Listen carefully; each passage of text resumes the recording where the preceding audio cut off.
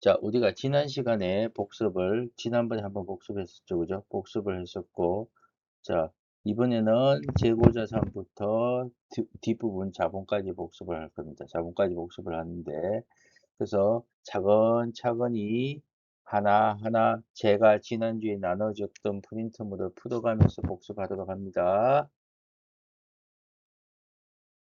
자, 먼저 재고자산의 의의에 대해서 보도록 합니다. 재고자산의 의의. 자, 재고자산은 정상적인 영업 과정에서 판매를 목적으로 보유하는 상품, 제품, 반제품, 제공품, 원재료, 저장품이 됩니다. 판매를 목적으로 보유합니다. 자, 여기 하나였고, 그래서 재고자산, 자, 그 다음에 두 번째 재고자산에 포함될 항목으로서 창고 속에 보관하고 있으면 내 상품은 맞죠.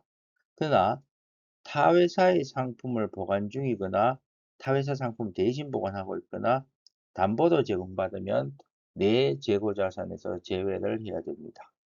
두 번째, 창고 속에 보관하고 있지 않더라도 창고가 비좁아서 타회사 창고에 보관 중이라든가 내 거 맞죠? 타회사 창고에 보관하고 있고 그 다음에 우리가 미착 상품 자 A와 B가 있는데, 자, B가 팔았는데, 뭐 했다? FOB. 자, 선적지 조건이라 했습니다. 선적지 조건은 배가 물건을, 상품을 싣고 배가 떠나는 순간에 누구게 된다? A께 됩니다. A께 되기 때문에, 자, 내 상품이 됩니다. 내 회사의 상품이 되죠. 그죠? 자, 그거 기억하시고, 그 다음에 위탁 상품, 내 대신 판매를 해달라고 맡겼던 위탁 상품, 판매되지 않고 있으면 내 상품입니다. 그 다음에 한번 서보시고, 좋으면 사가십시오. 서보고 좋으면 사가십시오. 근데 서보고 아직 매입 의사 표시가 없었다면 내 상품이 됩니다. 그래서 자, 재고자산에 포함될 항목 여기서 여러분이 자 다시 정리하면 내 창고 속에 있더라도 타회사 걸 대신 보관하거나 담보로 제공받은 상품은 제외하고 내 창고 속에 없더라도 내 걸 타회사에 맡겨서 보관하고 있던가 혹은 자 선적지 조건으로 저쪽에서 배가 떠나고 오고 있는 중입니다. 그렇더라도 내 거고 내 걸 대신 판매에 연락해서 아직 판매되고 있지 않다면 내 거고 그 다음에 한번 써보고 좋으면 사가라 했는데 아직까지 써보니까 좋더라 내가 사가갈게 하는 매입 의사 표시가 없으면 내 거입니다. 자, 한번 보세요.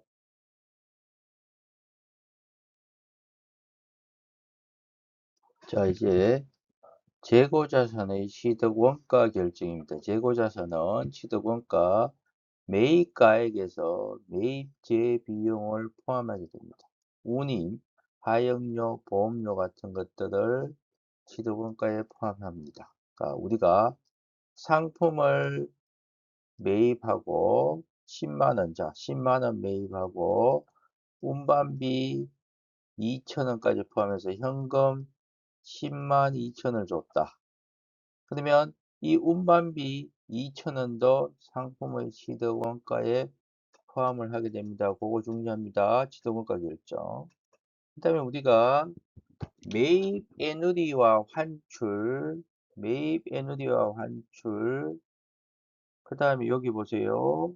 매입 애누리와 환출, 그 다음에 우리가 외상으로 샀을 때 특정 조건, 조기에 상환하게 되면 할인을 받았죠. 그래서 매입 할인은 어디서 빼준다? 매입액에서 차감하죠. 매입액에서 차감하니까 상품 계정에 대변에 오고 있죠. 그죠? 됐죠? 자, 요거 찾아서 복습하세요. 복습하는데 제일 중요한 거는 매입 애누리와 환출, 그 다음에 매입 할인은 뭐 매입액에서 빼줍니다. 그 다음에 매출 애누리와 환입, 그 다음에 매출 할인은 어디서 빼준다? 매출액에서 빼줍니다. 총 매출액에서 빼줍니다. 자, 기억하세요.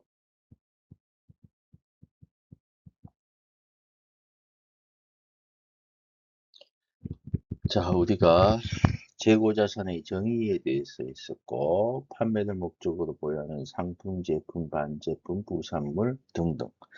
두 번째, 재고자산에 포함되느냐, 포함되지 않느냐. 내 창고 속에 있더라도 담보로 제공받아 있든가 타 회사 상품을 보관하고 있으면 우리 게 아닙니다. 그죠?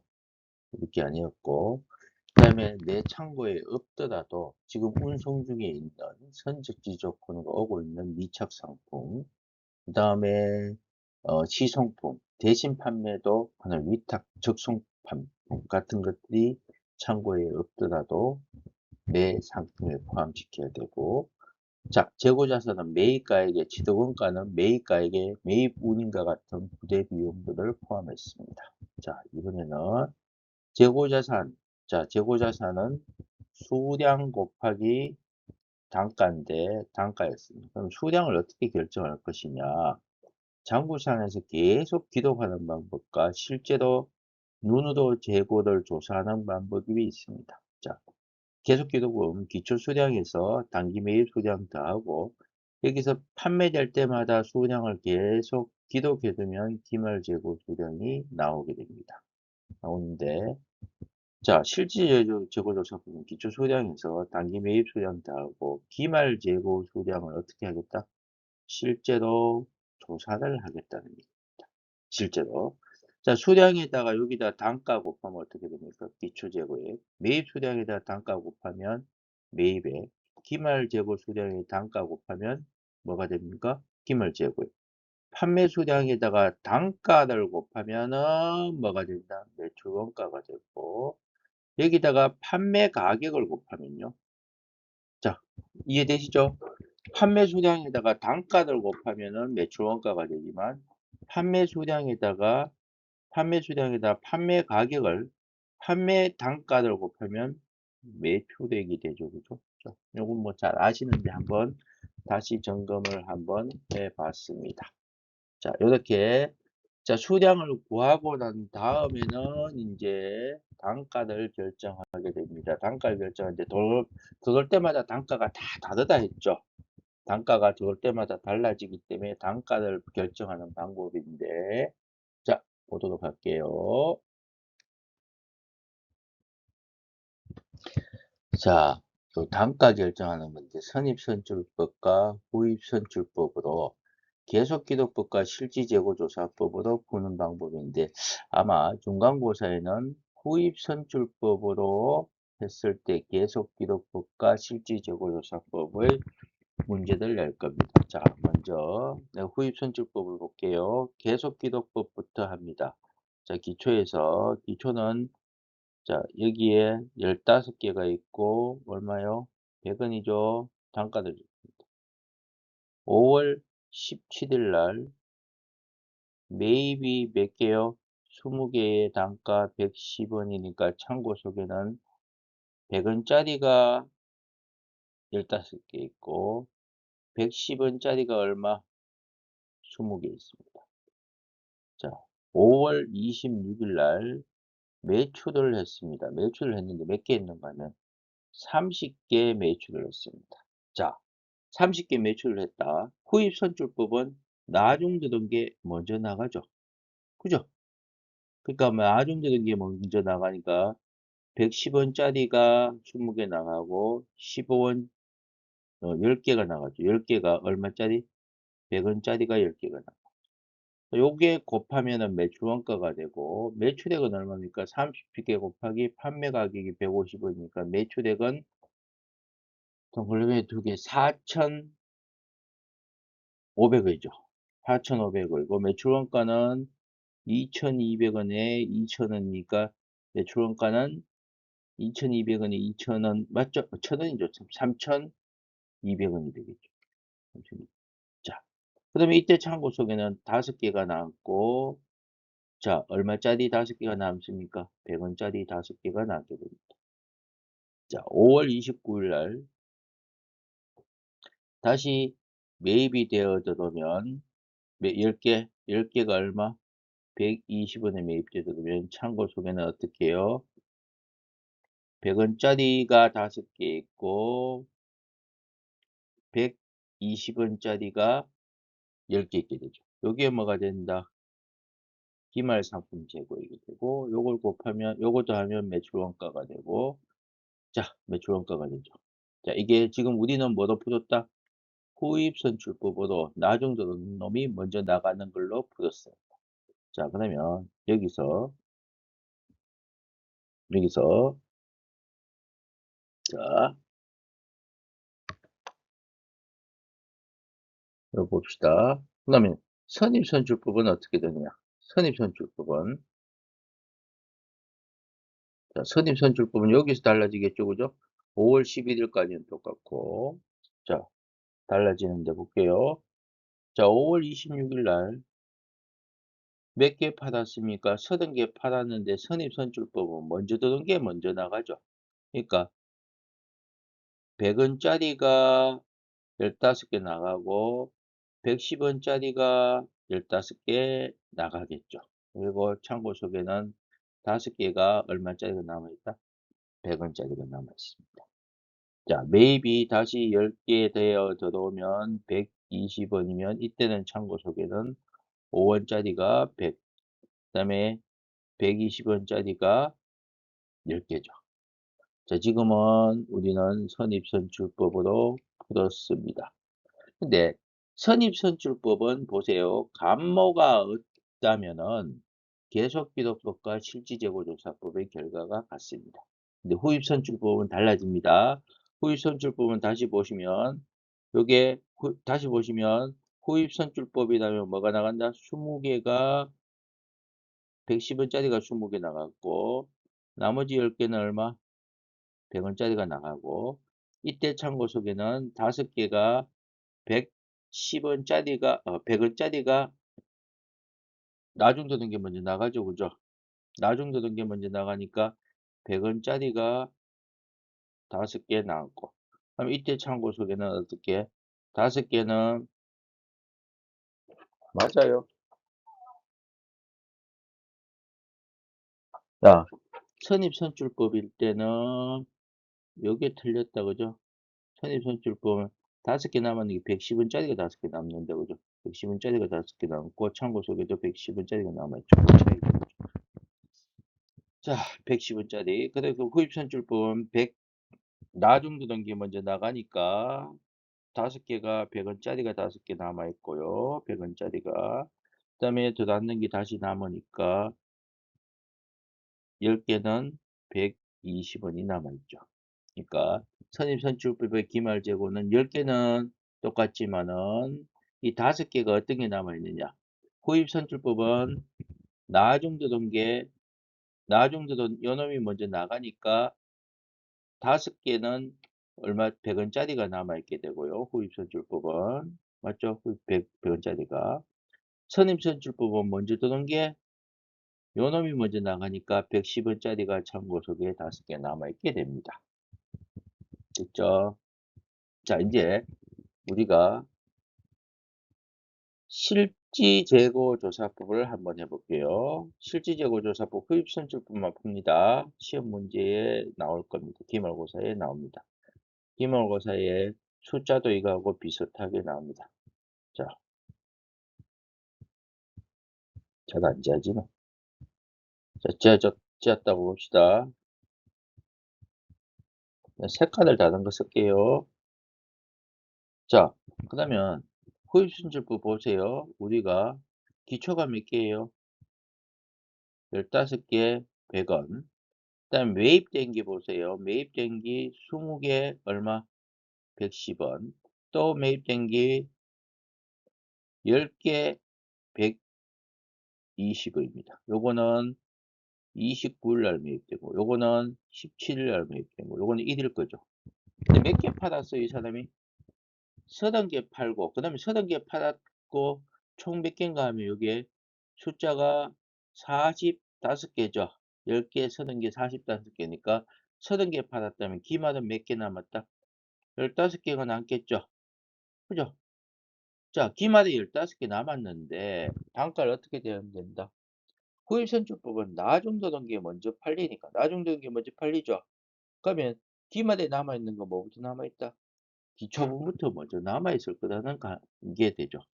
자, 그 다음에 어떻게 됩니까? 이 15개는 얼마짜리? 15개가 남아있는데 뭐? 기초분 100원짜리가 15개도 남아있을 거라고 보는 거죠. 됐죠? 아까하고 차이가 있죠, 그죠? 계속기록법하고 차이가 있죠? 자, 풀어보세요.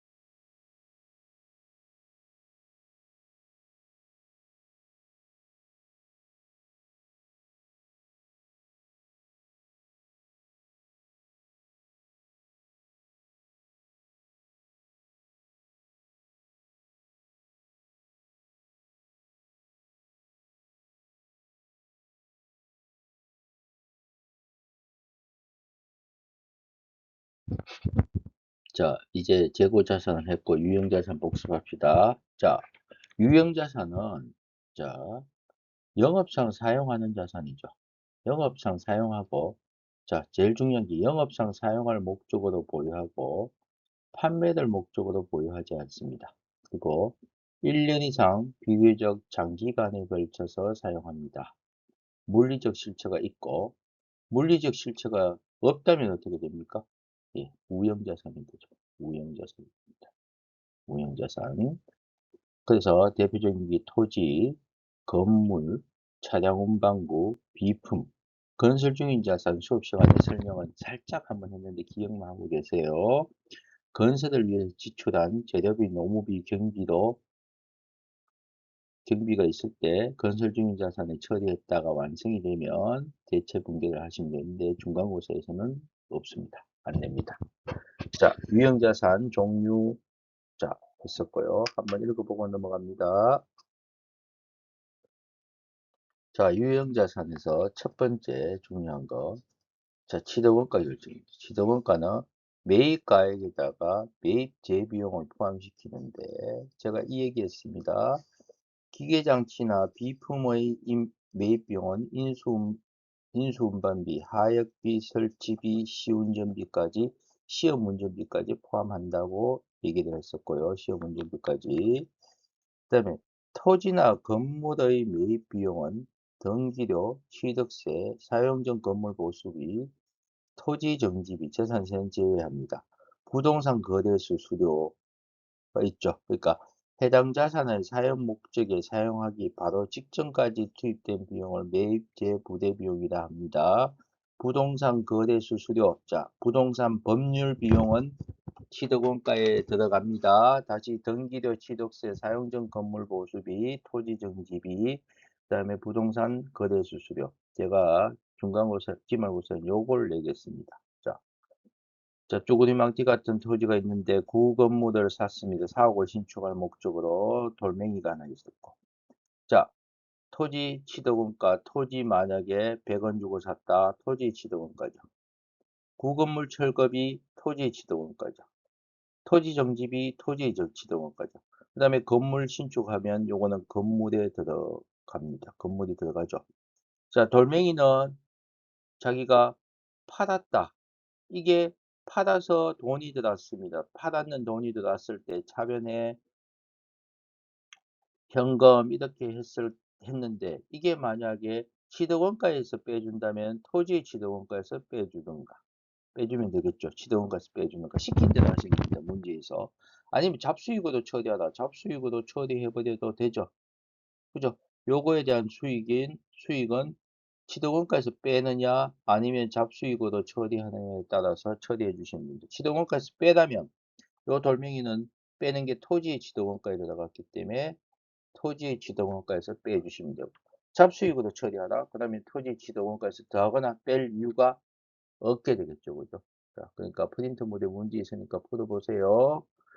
근데 답 쓰실 때 토지의 취득원가는 뭐까지 포함시켜줘야 된다? 요 토지 구입 가격까지 포함시켜줘야 됩니다. 요거 빼고 하는 사람이 있어요. 빼고 하시면 안 됩니다. 자, 그거 기억하세요. 문제 풀어보시면 방금 한 말이 무슨 말인지 알 겁니다. 자, 그 다음 자본적 지출과 수선비를 지출했는데 대변에 현금으로 수선비를 지출했는데 어떤 놈은 만약 기계에 대해서 지출했다고 봅시다. 기계라는 취득원가에서 포함시키는 경우가 있고 아니면 수선비로 비용 처리하는 경우가 있습니다. 자, 취득원가에 포함시키는 경우는 미래의 경제적 효익을 가져다 준다는 얘기입니다. 그래서 취득원가도 처리하고 나중에 뭐 하겠다?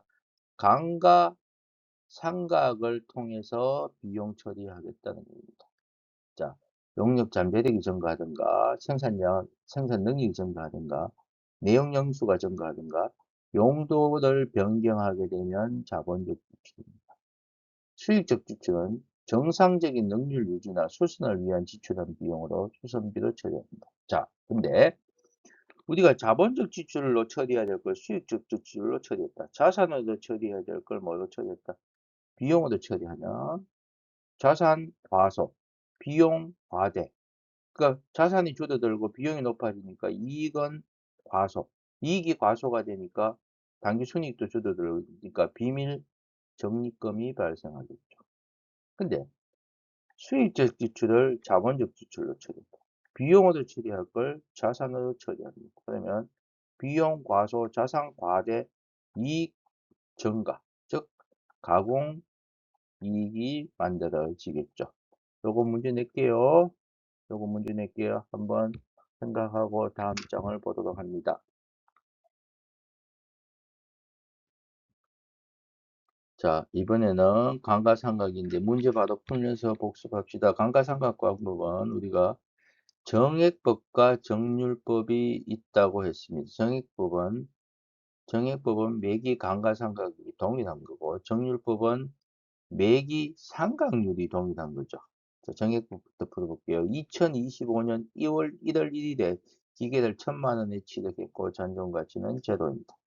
제로고 내용연수 4년이다 하면 25년 12월 31일에 어떻게 됩니까? 1,000만 원에서 잔존가액 제로 빼고 4년 하니까 250만 원 나오죠.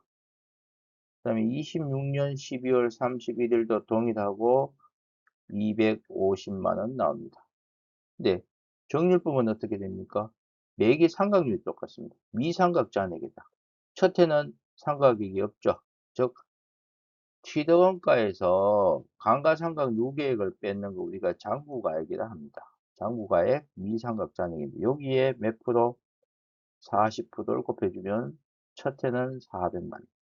둘째 해 26년 12월 31일은 1,000만 원에서 마이너스 400만 원 빼고 곱하기 40% 하면 얼마요? 64, 24, 240만 원이죠. 그죠? 240만 원.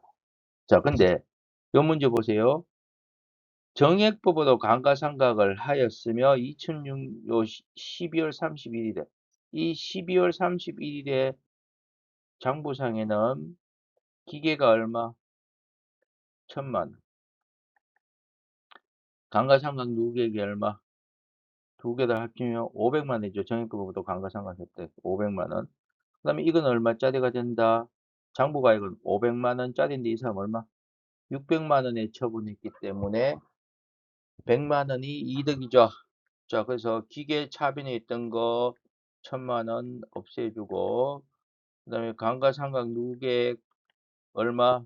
500만 원 없애주고 돈 못 받았다고 합시다. 외상으로 받았다고. 미수금 600만 원, 100만 원은 유형자산 처분 이익이죠. 자, 중간고사에, 기말고사에 출제를 할게요. 자, 한번 풀어보세요. 풀어보시고, 제가 시간 주는 슬라이드를 넣어 놓을게요. 아까 재고자산을 넣었죠. 그죠? 시간을 줄 테니까, 재고자산 아까 넣었으니까 그 시간만 복습하시고, 유형자산도 복습을 하고 다음으로 넘어갑니다. 중요한 건 거의 대부분 했습니다.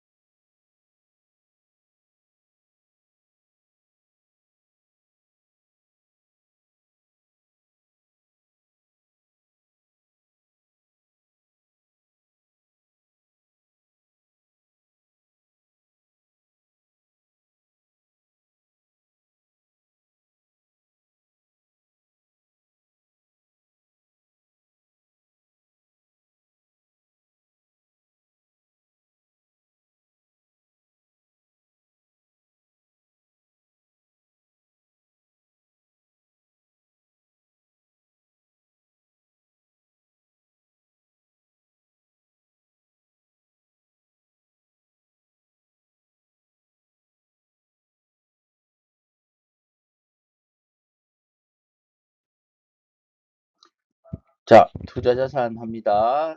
자, 투자자산 타회사를 지배하거나 통제할 목적으로 보유합니다. 그리고 영업 목적이 아니죠. 영업이 아닌 무슨 목적? 투자의 목적입니다. 자, 영업 활동에 사용되는 자산이 아닙니다. 단기금융상품에 대응되는 장기금융상품. 단기금융상품은 유동자산이죠. 그래서 유동자산에 속하지 않는 이들이 있습니다. 자, 우리 단기 매매 정권에 속하지 않는 뭐 매도 가능 정권과 만기 보유 정권을 장기 투자 정권, 투자 부동산, 그다음에 당좌 개설 보증금, 사용이 제한되어 있는 특정 현금과 예금이 이 제한이 1년 이내에 풀린다면 당좌 자산입니다. 그러나 1년 이후에 풀린다면 뭐가 된다? 투자 자산으로 분류를 할 수밖에 없겠죠. 투자 자산으로 분류할 수밖에 없습니다. 자, 요거는 투자 자산 요 정도 하세요. 요 정도 하세요. 자, 무형 자산은요. 영업상 사용하는 자산이지만 실체가 없습니다. 자, 실체가 없습니다. 하나의 법적인 권리 같은 것들이 여기에 가능합니다. 계약상의 권리, 기타 법적인 권리입니다. 그래서 요거 뭐 나중에 고급 회계나 이런 거 할 때 하시겠지만 매각할 수도 있고 교환할 수도 있고 빌려줄 수도 있습니다. 이게 무형자산이고요. 무형자산인데 자 대표적인 게 영업권. 물리적 실체가 없는 자산으로 브랜드나 입지 조건, 기술, 고객 평판 등으로 인해서 다른 기업에 비해서 초과 수익을 기대할 수 있습니다. 자, 우리가 자, 기업이 쭉 자산이 이렇게 있는데 자산이 1,000원. 그래서 자산은 이쭉 있으니까 제자산이라고 합니다. 1,000원. 제 부채가 쭉 있는데 500원. 그 다음에 자본이 이 사람은 500원. 근데 이 회사 500원 주고 사야 되는데 어떻게 샀다? 자, 다 샀으니까 제 자산이 다 자기가 인수가 되니까 자산 증가 1,000원. 대부분 부채도 같이 사니까 부채 증가 500원. 그럼 이 사람은 500원만 주면 되는데 만약에 현금을 700원 줬다. 그 다음에 이 회사가 동일한 다른 회사에 비해서 뭐 하고 있다? 수익을 올리고 있다고 보는 거죠. 그래서 요거를 영업권으로 처리를 해주고 상각을 해줍니다. 200원. 자, 무형자산은 상각은 바로 대변에 무형자산이 바로 와서 직접 상각하죠. 사변에 무형자산 상각에서 판매비와 관리비에 속하고 무형자산은 정액법 상각이 대부분이고 20년을 초과할 수 없다.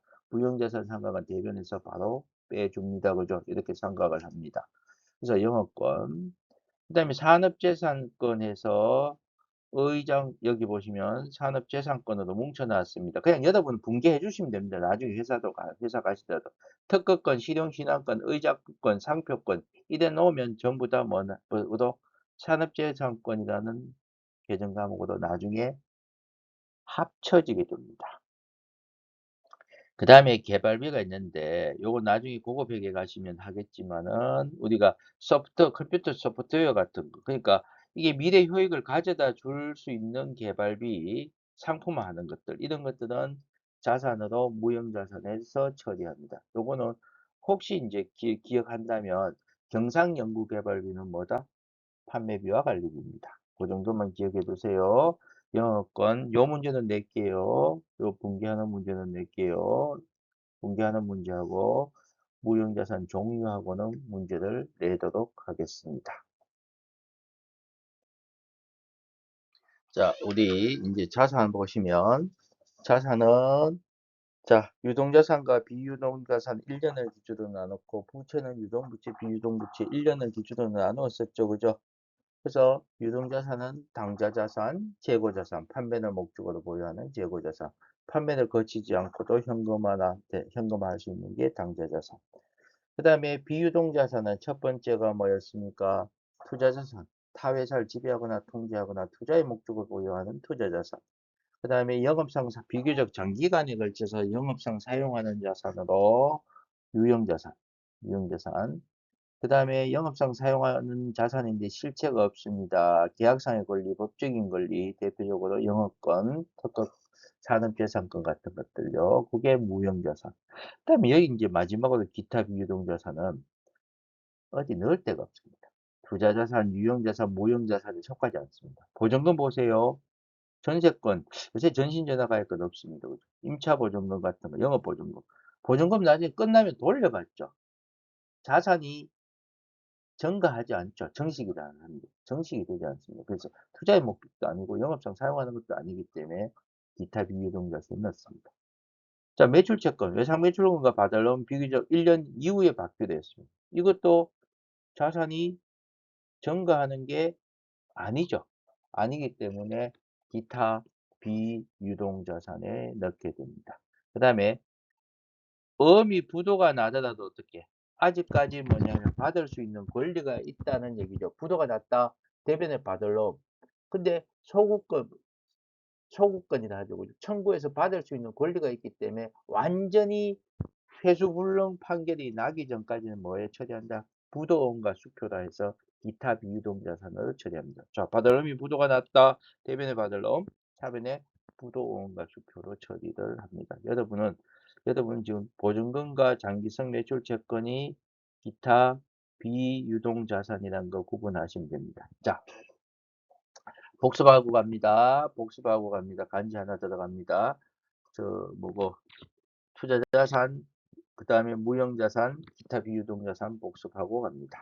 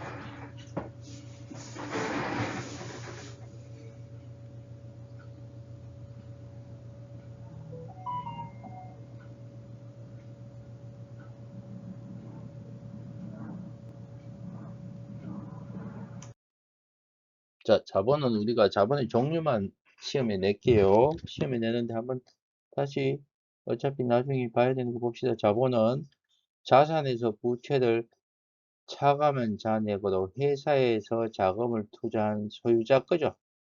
자, 채권자가 제공하는 자본은 타인 자본으로 부채가 되고 소유자가 제공한 자본은 자기 자본으로 자본이 됩니다. 자, 그래서 우리가 대표적인 게 자본, 돈을 조달하는 방법이 사채가 있고요. 주식이 있죠. 주식이 있는데 사채는 이익 발생 여부와 관계없이 확정 이자를 줘야 되죠. 투자자는 받고 주식은 이익이 발생한 경우에만 배당금을 받습니다. 확정이 안 돼 있죠. 그죠? 그리고 회사가 망할 때도 무조건 먼저 부채를 먼저 갚아야 됩니다. 주주의 우선하여 청구권을 가지고. 그러나 사채는 의결권이 없고 경영에 참가할 수가 없습니다. 주식은요. 자, 회사가 해산할 때는 회사가 망해서 해산할 때는 부채 주고 남았는 게 있으면 주주인데 줍니다. 대신에 주주는 의결권을 행사하고 경영에 참가할 수 있다는 장점이 있겠죠. 그죠? 자, 요게 자본입니다. 자본.